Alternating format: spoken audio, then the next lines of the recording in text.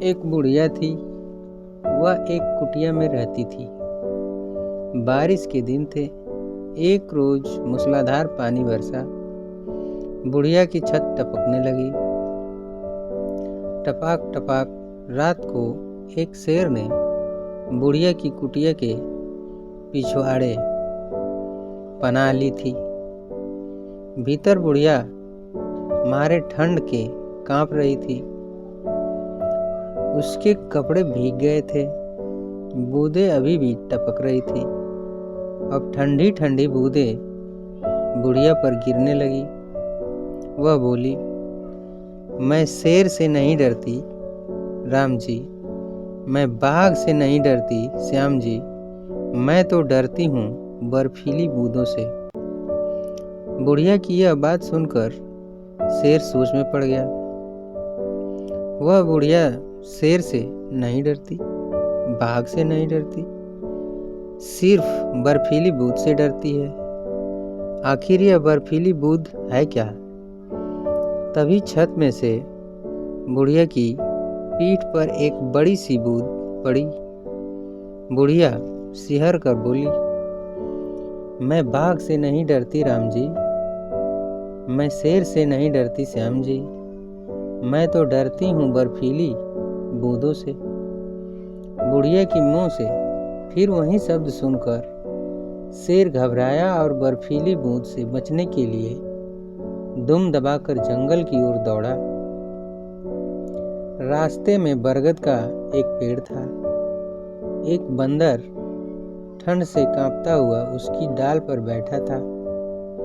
नीचे एक मुसाफिर लेटा था।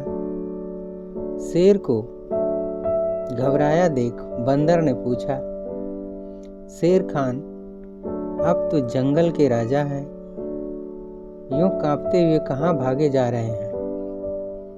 शेर ने कहा,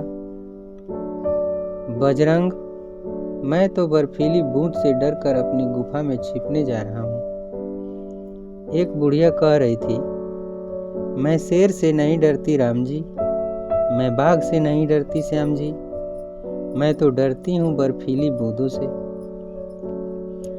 पेड़ के पास शेर को खड़ा पाकर पेड़ के नीचे लेटे हुए मुसाफिर को डर लगा कि कहीं यह मुझे भी खा न जाए। इसलिए उसने पेड़ पर चढ़ने का सोचा। जैसे ही वह चढ़ने लगा, उसके हाथ में बंदर की लटकती हुई दुम आ गई। दुम के फंसते ही बंदर चौंक पड़ा और वह मानकर कि बर्फीली बूंद आ पहुंची है, वह जोर से चीखकर पेड़ पर से कूदा। मुसाफिर के हाथ से दुम फिसल गई और वह फिर नीचे आ गिरा। जब बंदर चीखा और मुसाफिर धड़ाम से नीचे गिरा तो शेर ने भी मान लिया कि बर्फीली बूंद आ पहुंची है। वह इतना डर गया कि दौड़ता हुआ दूर निकल गया। उसी रात एक किसान की बकरी खो गई थी। किसान उसे खोजता हुआ जंगल में घुस रहा था। अंधेरे में शेर उसे टकरा गया। वह समझा कि बकरी उससे टकराई है, इसलिए उस पर ढेर सारी लातें बरसाई, उसके कान पकड़े और 2-4 झापड़ भी रसीद किए।